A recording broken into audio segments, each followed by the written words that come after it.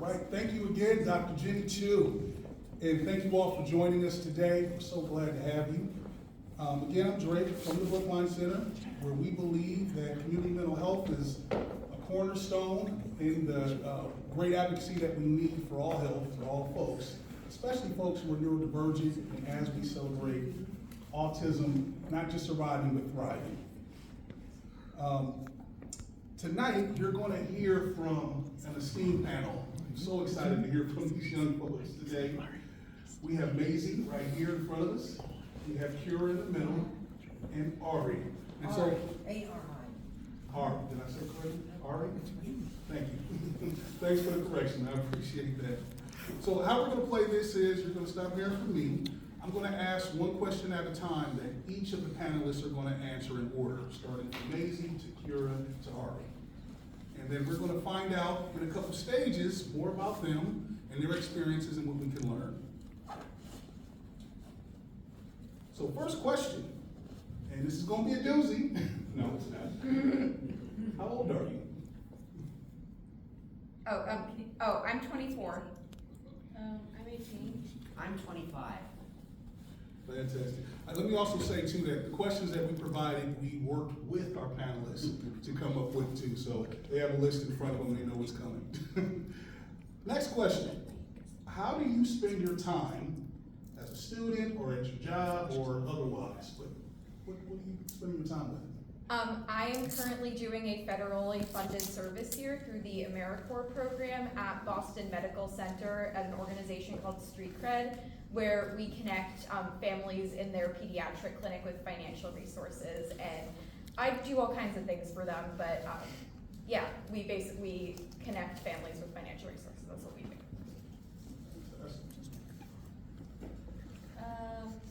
I'm a student at Matt's Bay, a private sector student, as well as I work with peers.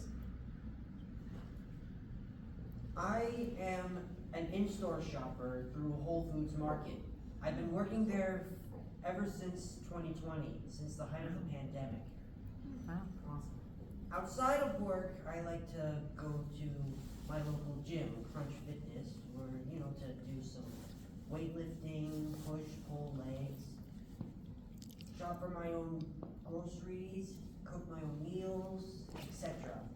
That's great. And when I'm not out in the community and being social, I like to spend the rest of my time in my bedroom, on my laptop using an audio editing software called Audacity. Oh, yeah.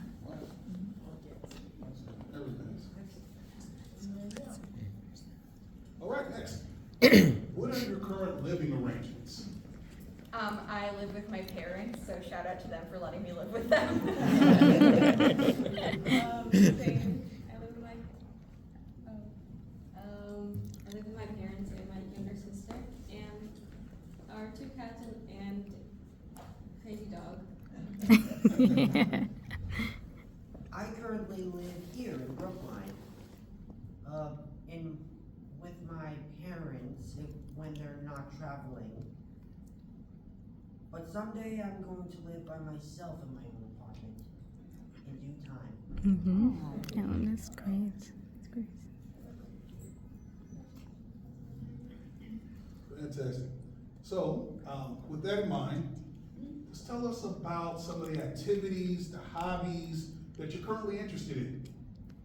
This is actually an interesting question because, as an autistic person, working full-time takes so much out of me that I have no energy left for hobbies, really. But I would say when I do have the time and energy, I like reading, I like to write, I like all kinds of artsy things. I like theater, both doing it and watching it, and music, and I love watching dance, and not nearly as talented as like doing the dancing, but I watch a lot of dance in my free time. And just hanging out with my friends and my family. And when I'm not studying for statistics, which is a hell of a class, it also takes a lot of energy. I'm usually drawing, doing stuff in my room with my cats, or reading. Or I'm just jumping around doing random projects with my father. When I'm not at work, I might have mentioned this earlier, but one activity I like to do is, like I said, go to my local gym and exercise, you know, get the blood flowing. And for a creative medium, I like to use an audio editing software called Audacity. You know, like mashing up songs that sound the same and even using some sound effects and all that. Let's see, what else? I also, does shopping count as an activity? Mhm. Yes, Oh, yes. an expensive one. I like to spend out for myself. And I'm currently studying a new skill, scuba diving. Oh, that's great. Yes, but I'll tell you more on that later. That's great. Next question. Do you have any big goals that you're working toward, either professionally or as you travel or develop, or with anything you've already shared? Yeah, so after my service year is over, I would say my long-term goal is I want to work in like research and policy and just like making larger systemic changes to help people at a more systemic level so that we can kind of lift everybody up instead of just trying to like, you know, help. I mean, obviously direct service is really important and the helping one person at a time is really important, but I feel like I really want to help to change the system that we're all in so that people don't have to suffer in the first place. That's really nice. My goals are kind of all over the place, but most of them all lean to wanting to help others. That are neurodivergent. My first time doing that was working with children like me. And currently something like a goal I have is to finish the 2 books I'm writing and publish them.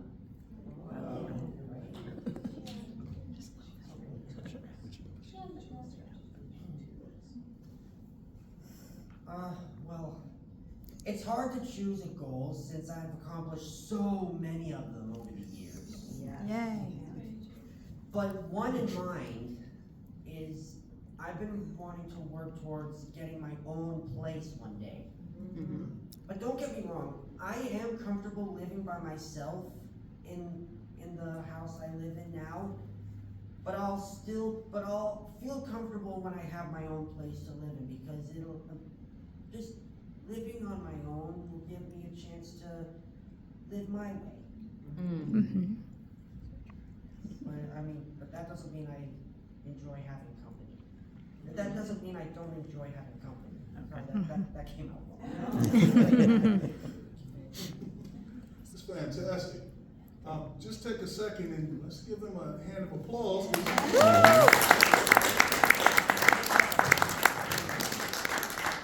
It's not easy telling your story, so I would say this is in terms of a meal, the appetizer is done. We'll move a little bit into the main course. So in the context of your diagnosis, how old were you when you were first diagnosed? I was 2.5 when I was first diagnosed. Mine's a lot later. I was 16 or 17. 16. I was 3 years old when I was diagnosed. How do you feel about your disability? Has that changed over time? I would say right now I feel like, you know, I just feel like it's a part of me. Like, I don't know what it's like to not be autistic, so it's kind of weird to like think about like, how do you feel about your disability? Because it's like, I don't think I would not be the person I am if I wasn't autistic.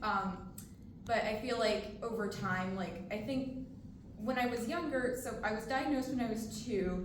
I didn't find out about my diagnosis until I was 9, and it was kind of by accident, and Kira and I were actually just talking. She found out the exact same way. I found the piece of paper that my diagnosis was like written on, and I was like, Mom, what is this? And she was like, oh shoot. Yeah, and so at that time, I I loved talking about it. I was like, oh, I have autism. But then my very well-meaning therapist was like, yeah, you probably shouldn't talk about that. And so she was very well-meaning though. It was not like you need to go back in the closet or whatever. But they didn't want other people to be mean to me, and they wanted me to fit in better at school, and so.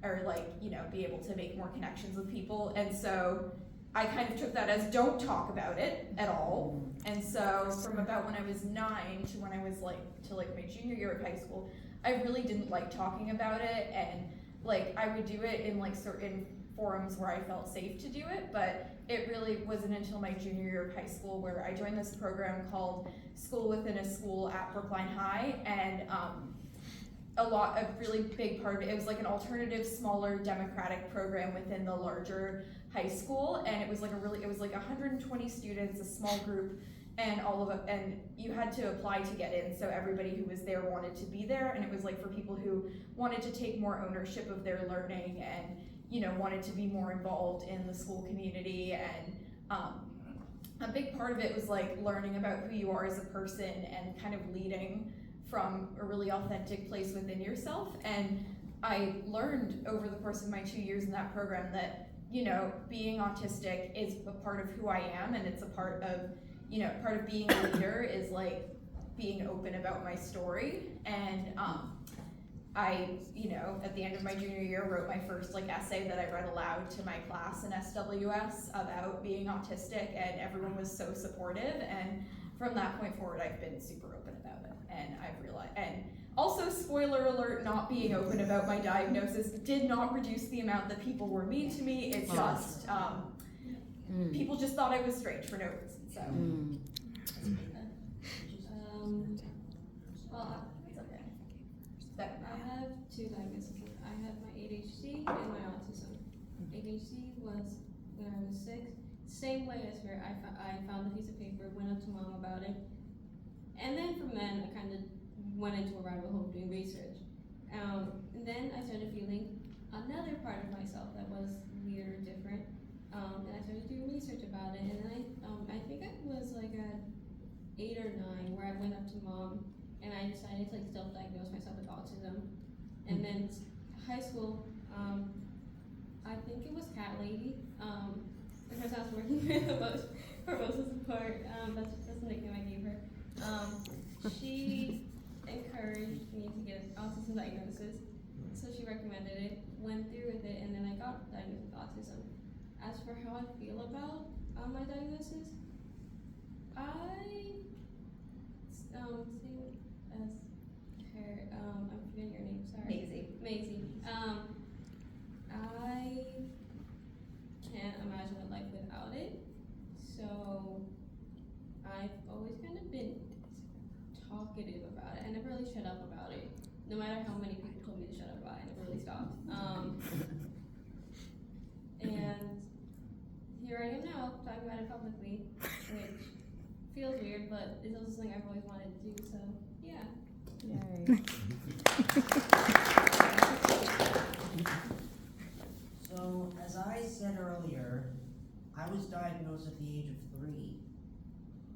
At first, I didn't even know I had it until I was there are lots of things that I can't really remember about it.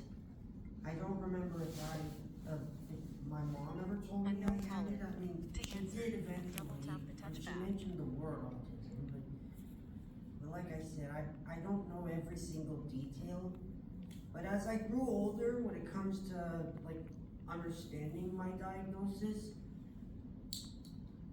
as the years passed, I've started to grow more aware and more, and started to understand more about my challenges and my strengths. I started to understand why I acted the way I did when I was, in elementary school, so to speak. To give an example of, actually, before I say that, people usually, sometimes refer to autism as a disability, quote unquote. I disagree that it should be even called that. Because it's basically something in our brains that make us see the world differently. Yes. It doesn't matter what we see or how we see it, it's just different. Even for people who aren't on the spectrum, we all see things differently. Though sometimes, no autistic person is alike. And so that's why we should not consider autism as a disability. And I don't see myself as having a disability. I like myself warts and all.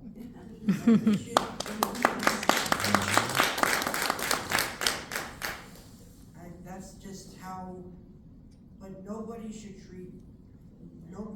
see it as a disability. Because that may be a little bit, you know. Yeah, we got you. Should I say more? If you wish. Maybe you would. Yeah, I don't want to drag this out too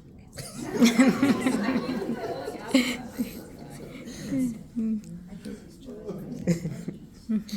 All right. What tools or strategies work best for navigating day-to-day life? Yeah, it's definitely an ongoing journey to continue to figure that out. Therapy is super important. I go every week. I love my therapist. I've been with her since I was like 6, and so that's a really important thing I do to care for myself and sort of just make sure I'm on the right track.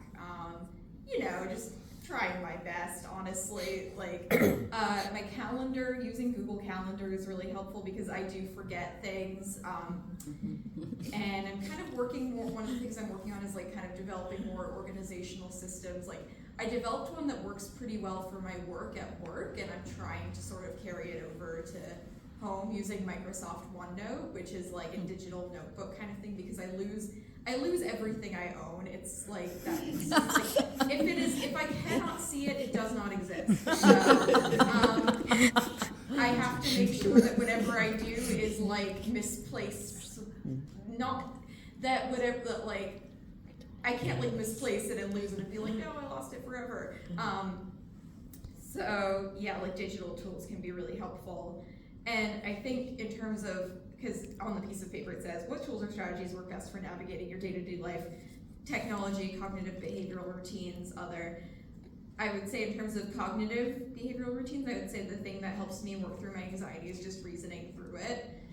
And, really making sure that I plan ahead for things, because fear of the unknown, not knowing how to deal with things that are unknown, it's a big part of, at least for me, what my autism is. And so I need to be well prepared for situations. And as I'm kind of growing and developing, I'm kind of increasingly recognizing the importance of, it's really important that if I walk into a situation, I want to be as prepared as possible to have the least amount of anxiety possible.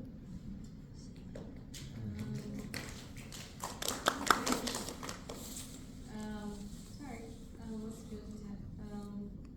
Every day is a different day. Every day comes with its own struggles. It depends if I wake up in a bad mood or good mood. And even then, living with a sibling is not easy. Yes, I'm calling you out. Yes, you're being called out now. Okay.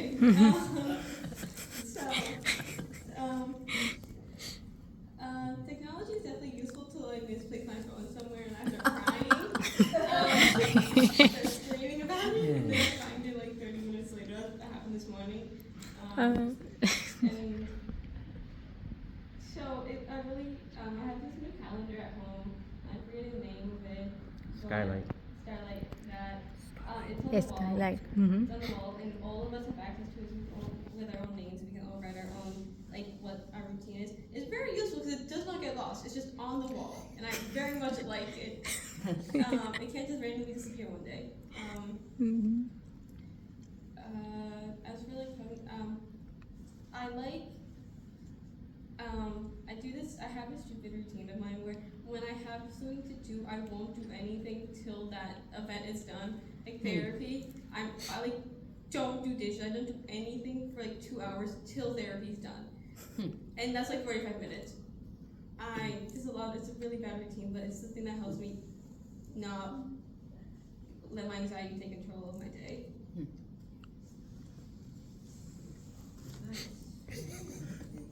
So, let me start with the challenges I had in my day-to-day life. And yes, there are tools I use. So I have let's just say that the way I see the world, my senses are more amplified to a higher degree, or at a higher volume. Like if I were to talk really, really loud, it would hurt someone's ears a little bit. And that is what happens when I'm too close to a loud source of noise. It would usually make my ears hurt, or make me jump. Like if a sound were to come out of nowhere. Same thing with strong smells.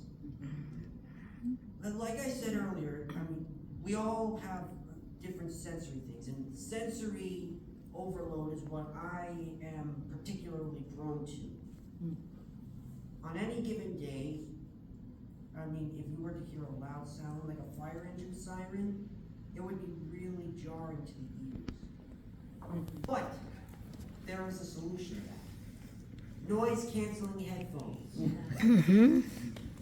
They're very useful whenever you're in a loud location like a city. So if you see someone outside on the street with headphones on, they're not trying to be rude or antisocial. It's just how they deal with the loud sounds. Because who knows? They may be sensitive to loud sounds. Let's see.